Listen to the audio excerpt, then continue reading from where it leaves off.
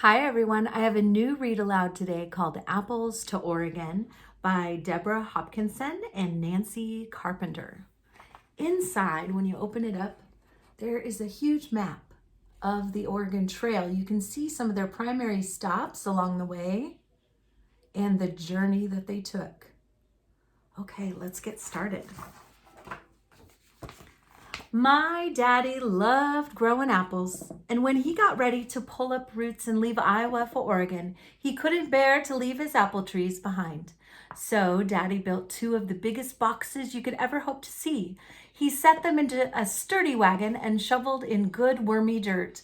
Then he filled every inch with little plants and trees, hundreds of them. Daddy was ready for the most daring adventure in the history of fruit.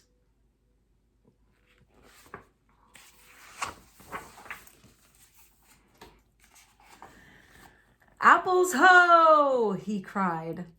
Along with apples, my daddy took peaches, pears, plums, grapes, and cherries.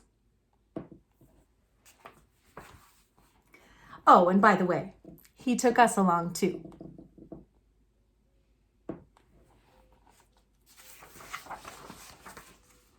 We all had lots to do on the journey. Each morning, I helped Mama bake biscuits while Daddy prepared for another long day on the trail. At night, Mama and I tucked in the little ones. Then Daddy fiddled lullabies under the stars. Why, I can still hear him crooning to the Gravensteins. "Hush, little babies, don't you cry. Mama's gonna bake you in an apple pie. If that apple pie ain't sweet, Daddy's gonna munch you for his own special treat." Here's another picture.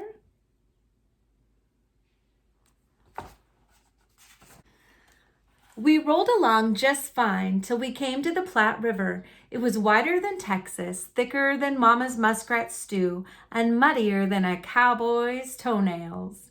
Just looking at it made my insides shrivel. The riverbank was crowded with folks in prairie schooners trying to get up the nerve to cross.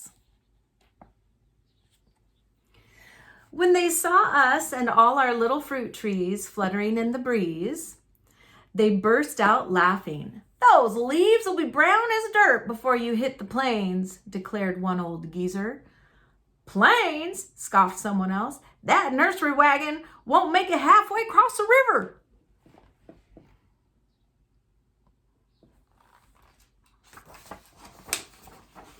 But Daddy didn't let their talk worry him. He just looked me square in the eye and said, "Delicious, I'm gonna need your help." Right then and there, we built a raft for his tiny trees. Then Daddy loaded me and my little sisters and brothers onto the edges. "Now, make sure my precious plants don't topple into the water," Daddy warned.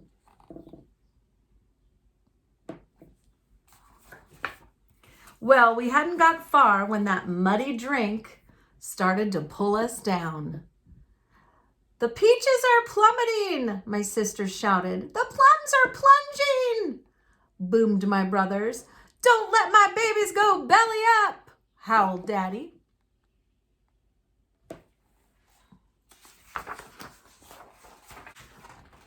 I had to think quick. "We're too heavy. If we don't go faster, we'll sink. We gotta take our shoes off and kick." And so we kicked.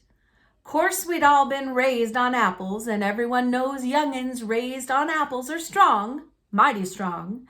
Before you could say Johnny Appleseed, we kicked ourselves clear to the other shore.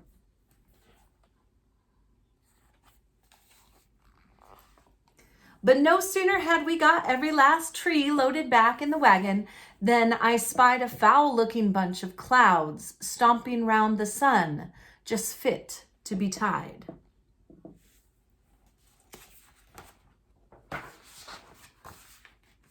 The wind began to throw around everything that wasn't lashed down. Our boots, baby Albert's diapers, every pot and pan Mama had, even our own little wagon. Next, hailstones big as plums came hurtling out of the sky. "Guard the grapes! Protect the peaches!" Daddy howled. So we all started tearing off our clothes and holding them over Daddy's darlings. Bonnets, petticoats, trousers, hats, even Daddy's drawers.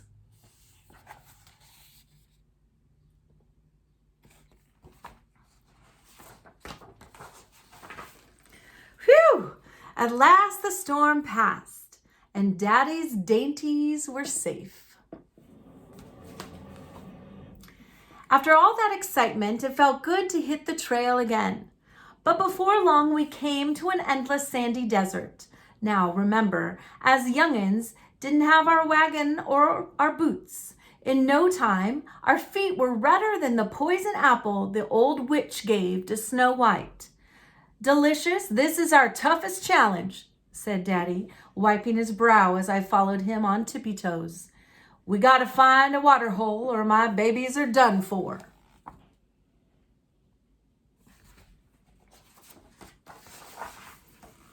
Sure enough, by noon, the fruit trees began to droop.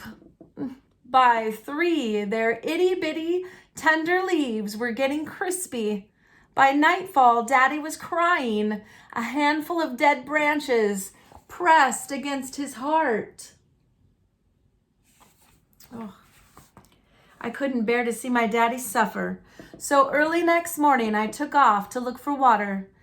But although I searched and searched, I couldn't even find a splash or a puddle. After a while, I got so tuckered out, I plopped down under an old sagebrush.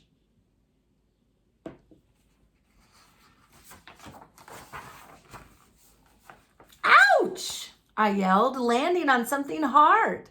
But when I saw what it was, I whooped for joy. My very own boot. What's more, it still had some water in it from all the melted hailstones. That was our lucky day. Let me tell you, we found every one of Mama's pots and pans spread out across the sand. They all had a few drops of water in them too, just enough to get Daddy's trees to the next water hole before they all keeled over. My, that first sip of water sure tasted good, even if I did have to wait my turn behind some Baldwin apples. Oh, and I'm pleased to say our wagon and all the boots turned up too, all except one.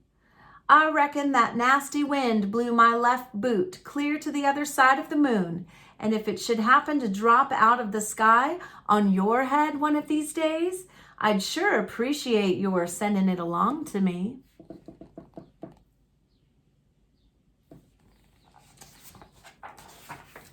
Well, we kept on going past Courthouse Rock and Chimney Rock and Independence Rock and lots of other rocks that didn't have names. We climbed up rocks and down rocks, and at last we reached the Columbia River.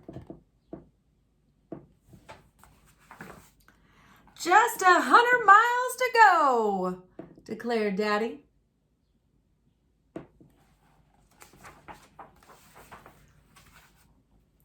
But time was running out. Our little trees had almost drowned in the river, got pounded by hailstones, and got withered by drought. How much more could they take? And now we were set for a showdown with the most ornery varmint of all, Jack Frost. Oh, I'd already spied him sneaking around our campsite, brushing the cottonwoods with his cold white tongue. But I wasn't about to let him get close to my daddy's apples. So that night I made a big fire and sat by it, waiting for Jack Frost to show himself. And sure enough, as soon as the moon came up, I spotted that old good-for-nothing slinking across the meadow, heading straight for the sweet Junes.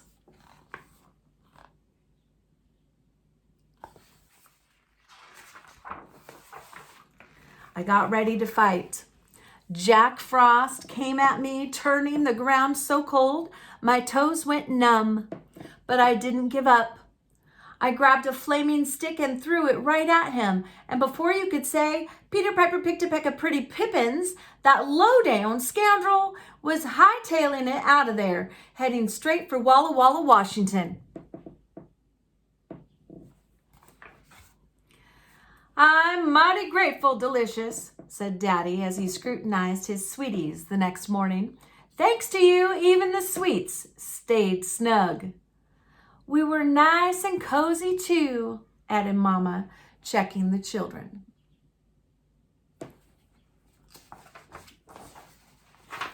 Sure enough, all Daddy's trees survived, just as they'd come across the plains in a swanky carriage. We floated them on boats down the mighty Columbia to a pretty place near Portland. Then we planted them in that sweet Oregon dirt at last.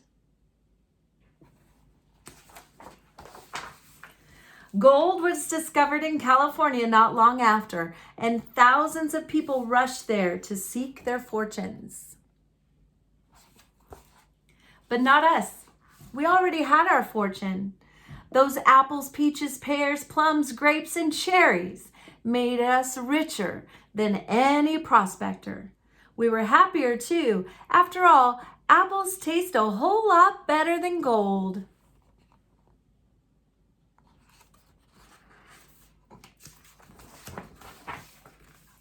And as for my daddy, he was always sweet as a peach. He and Mama lived happily to a ripe old age.